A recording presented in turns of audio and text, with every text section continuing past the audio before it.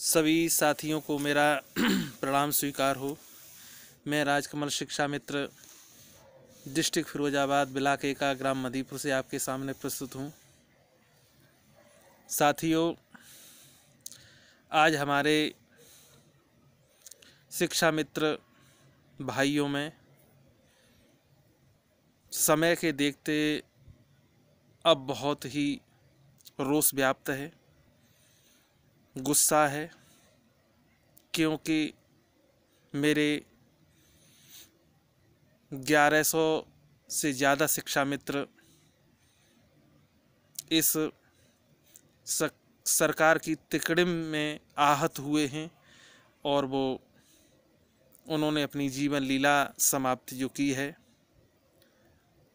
मैं अब जो बचे हुए साथी हैं उनसे बड़े दुख के साथ कहना पड़ रहा है कि साथियों,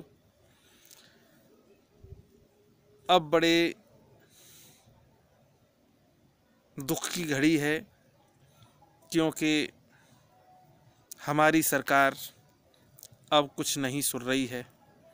हमारी तो इसीलिए कहूँगा कि हम सभी ने ये सोचा था कि ये बीजेपी सरकार जो है हमारा सम्मान करेगी, इसीलिए सभी साथियों ने उसे वोट दिया था और उत्तर प्रदेश के अंदर 73 सीटें निकाली थीं।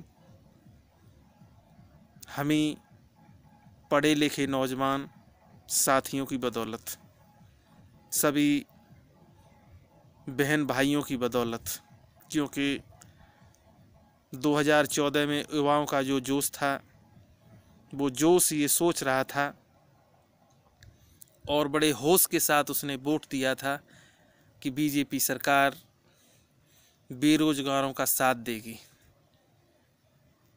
नौजवानों का साथ देगी। लेकिन ये नहीं पता था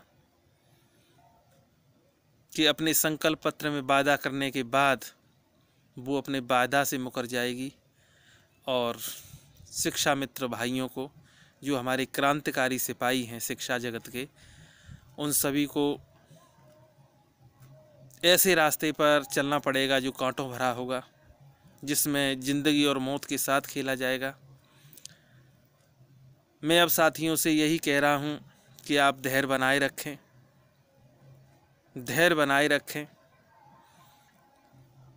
अभी भी सरकार केवल भरोसा दे रही है, केवल भरोसा दे रही है और अब केवल 24 घंटे की बात है।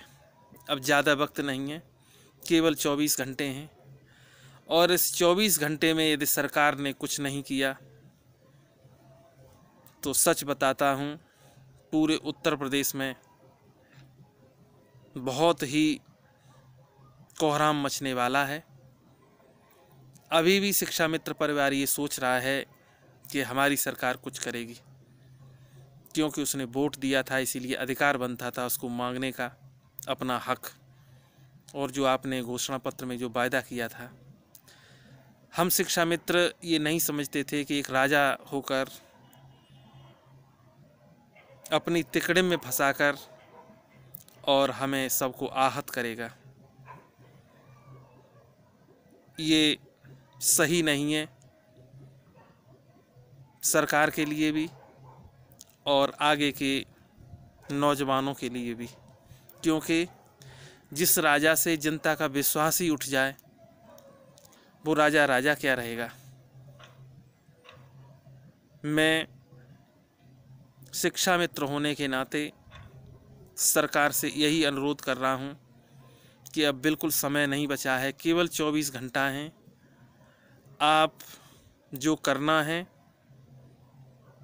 कर दीजिए, क्योंकि आपने, मेरी बड़ी बहन जो उमा देवी है, 10 महीने के अंतराल में आपने 5 बार वायदा किया है। हाई पावर कमेटी का गठन किया, कहाँ गई वो हाई पावर कमेटी जिसके चेयरमैन दिनेश शर्मा जी थे, और वो भी ब्राह्मण हैं। ब्राह्मण का तो धर्म होता है सत्य बोलना। आपकी वो सत्यता कल के बाद धरी की धरी रह जाएगी, लोग आपसे विश्वास उठ जाएगा।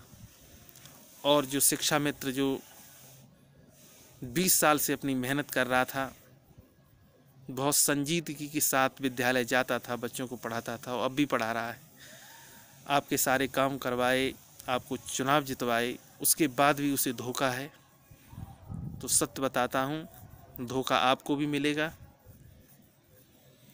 समय फिर 1 महीने बाद धोखा आपको मिलेगा, ये मेरा सच कहना है। आप ज़रूर उस बात पर ध्यान दें, क्योंकि अपने के नाते आपको बताया ही जाएगा। मैं सभी साथियों को प्रणाम करता हूं जो 1,72,000 हैं, और मैं अपने 1100 शिक्षा मित्र साथियों को श्रद्धांजलि अर्पित करता हूं, उनके परिवार वालों को।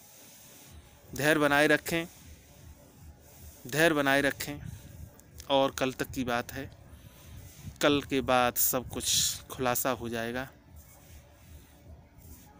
और मैं सभी साथियों को प्रणाम कर रहा हूं, जितने भी साथी मुझे लाइक करते हैं, कमेंट भेजते हैं, उन सभी साथियों को मेरा प्रणाम है। और मेरे चैनल को सब्सक्राइब करें, क्योंकि चैनल जितना ज़्यादा बढ़ेगा, जागरूकता उतनी ज़्यादा मिलेगी। सभी बहनों को मेरा प्रणाम, सभी भाइयों को मेरा प्रणाम। और